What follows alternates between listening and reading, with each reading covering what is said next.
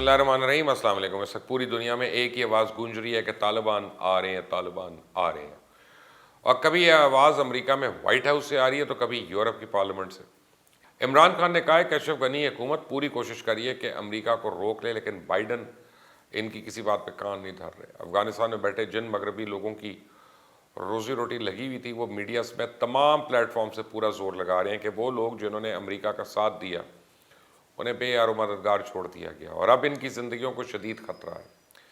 یہاں یہ بات قابل ذکر ہے کہ حقانی نیٹ ورک جیسے مضبوط گروپس کو جب امریکہ نے طالبان کے خلاف لڑنے کی دعوت دی تھی تو انہوں نے یہ کہہ کے صاف انکار کر دیا تھا کہ امریکہ ایک بیرونی طاقت ہے، اس کے لیے لڑنا کسی بھی صورت منظور نہیں۔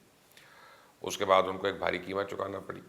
لیکن دوسری طرف یہ بھی حقیقت ہے کہ جو لوگ امریکہ کے ساتھ طالبان کے خلاف میدان میں آئے انہوں نے افغانستان میں ترقی کی بجائے اپنی جیبیں بھرنے پر اکتفا کیا، اور آج افغانستان جس دوراہے پہ کھڑا ہے ان سب لوگوں کا بڑا ہاتھ ہے۔ طالبان کے سابق امیر ملا عمر جب سوویت یونین سے جنگ سے فارغ ہوئے تھے تو انہوں نے مدرسے میں پڑھانا شروع کر دیا تھا، اور 1992 سے لے کے 94 تک انہوں نے مدرسے میں صرف تعلیم دینے پہ اکتفا کیا۔ لیکن اس وقت میں یہ تمام لوگ جو اس وقت طالبان کے خلاف کابل میں اکٹھے ہیں ایک دوسرے کی بوٹیاں نوچ رہے تھے، اقتدار کی جنگ میں شریک تھے، اور امریکہ کے آنے کے بعد انہوں نے افغانستان کے لیے نہیں بلکہ طالبان سے اپنی گردنیں بچانے کے لیے امریکہ کا ساتھ دیا تھا۔ امریکی جریدے فارن پالیسی کی ایک رپورٹ کے مطابق افغان فوجی اور پولیس اہلکاروں کو باقاعدگی سے تنخواہ نہیں ملتی، مناسب خوراک، پانی، گولہ، اسلحہ یہ فراہم نہیں کیا جاتا، سپلائی لائنز غیر فعال ہیں، ہتھیار، گولہ بارود اور دیگر سامان بلیک مارکیٹ میں فروخت ہو جاتا ہے، جو زیادہ تر حصہ طالبان کے پاس خود ہی پہنچ جاتا ہے۔ اس وقت یہ جنگی سردار اپنی پوری کوشش کر رہے ہیں کہ کسی طریقے سے غیر ملکی طاقتوں کو اپنے ملک میں رکھ کے اپنا کاروبار زندگی چلاتے رہیں، لیکن اب ایسا ہونا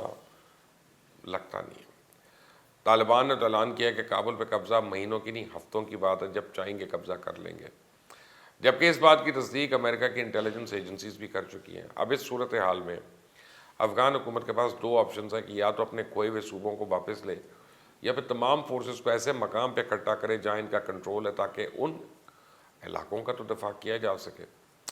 امریکہ نے افغان فورسز کو یہ تجویز دی ہے کہ اپنی فوج کو طالبان کی پیش قدمی آہستہ کرنے اور انہیں اہم شاہراہوں اور شہروں پہ بارڈرز پہ تعینات کیا جائے اور ان اضلاع پہ چھوڑ دیا جائے جو پہلی طالبان کے قبضے میں جا چکے ہیں۔ اب تک افغان ایئر فورس اور کمانڈوز کی اسپیشل فورس جو ہے وہ بیک بون کی طرح کام کر رہی تھی، لیکن وہ ایک شہر سے دوسرے شہر میں بھاگ بھاگ کر تنگ آ چکی ہے، اور افغان فورسز کے پاس اتنے لوگ نہیں ہیں کہ تمام 34 صوبوں کا دفاع کیا جا سکے۔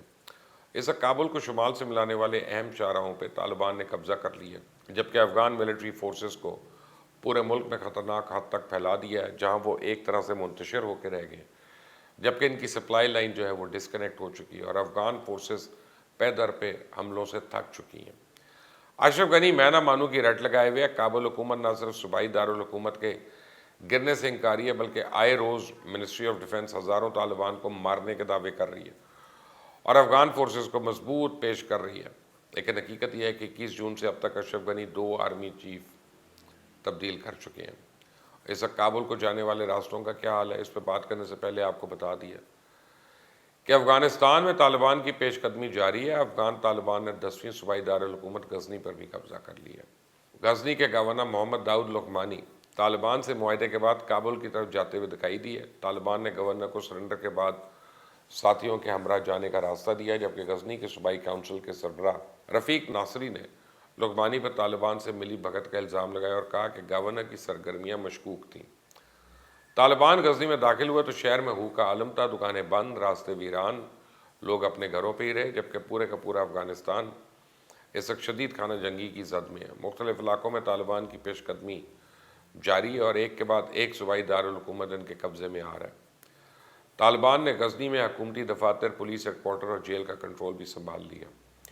فیض آباد کے سقوط کے ساتھ پورا شمال مشرق علاقہ طالبان کے کنٹرول میں آ گیا، جہاں افغان فورسز سخت مزاحمت سے ہی طالبان کی پیش قدمی روک سکتی ہیں، اور شمال میں صرف ایک بڑا شہر مزار شریف اب حکومت کے کنٹرول میں بچا۔ اس وقت پورا شمال طالبان کے کنٹرول میں آ جائے گا۔ ادھر افغانستان کے ہمسایہ ممالک تاجکستان اور ازبکستان رشیا کے ساتھ مل کر جنگی مشقیں کر رہے ہیں۔ تاجکستان کے علاقے میں ہونے والی ان مشقوں میں ٹینکس، بختربند گاڑیاں اور ہیلی کاپٹرز نے حصہ لیا۔ غزنی پر طالبان کے قبضے کے بعد کہا جا سکتا ہے کہ ملک کے شمالی حصے اب تقریباً افغان حکومت کے ہاتھوں سے نکل گئے۔ 1990 کی دہائی میں جب طالبان کی افغانستان میں حکومت تھی، اس وقت بھی وہ شمالی افغانستان پہ پوری طرح قابض نہیں تھے، اور پورے 5 سال تک نارتھرن الائنس نے کابل پہ طالبان کے قبضے کے باوجود 5 سال تک مزاحمت کی اور طالبان پورے افغانستان پہ قبضہ نہیں کر پائے. لیکن اب 5 دنوں میں 7 صوبائی دارالحکومت طالبان کے قبضے میں چلے گئے. اس کا مطلب ہے کہ اگر طالبان شمالی علاقے فتح کرنے میں کامیاب ہو گئے ہیں تو پورا ملک عنقریب ان کے قبضے میں ہوگا. طالبان کے لیے شمالی علاقے اس لیے اہم ہے کہ وہ یہ سمجھتے ہیں کہ اگر انہوں نے غیر پشتون علاقوں پہ قبضہ کر لیا تو جنوب میں پشتون علاقوں اور کابل پہ قبضہ کرنا مشکل نہیں ہوگا. جبکہ پہاڑوں سے گھری ہوئی وادی میں واقع کابل کی طرف جانے والے تمام راستے ان شہریوں سے بھرے ہوئے جو لڑائی والے علاقوں سے جان بچا کر کابل میں داخل ہونے کی کوشش کر رہے ہیں، اور یہ کہنا مشکل ہے کہ ان میں طالبان شامل نہیں ہیں. طالبان کابل کے سفارتی علاقوں میں خودکش بمباروں کو داخل کر کے سفارتخانوں پہ حملے کر کے یا خوف کا ماحول پیدا کر کے شہریوں کو جلد از جلد کابل سے نکلنے پہ بھی مجبور کر سکتے ہیں. متعدد ممالک اس بات کو یقینی بنانا چاہتے ہیں کہ ان کا سفارتی عملہ جلد از جلد کابل سے نکل جائے. بین الاقوامی ایئر لائن سے کہا جا رہا ہے کہ وہ سفارتی عملے کے انخلاء میں مدد کریں.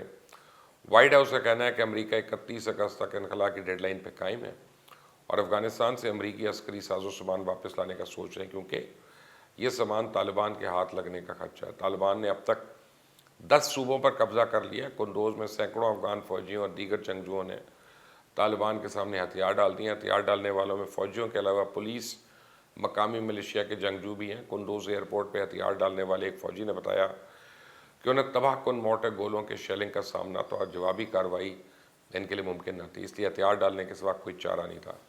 ان کے یونٹ کے 20 فوجیوں نے 3 ہموی گاڑیاں اور پک اپ ٹرک طالبان کے حوالے کیا. وہ عام معافی کے منتظر ہیں. طالبان نے قندوز ایئرپورٹ پہ کھڑے بھارتی جنگی ہیلی کاپٹر کو بھی قبضے میں لے لیا.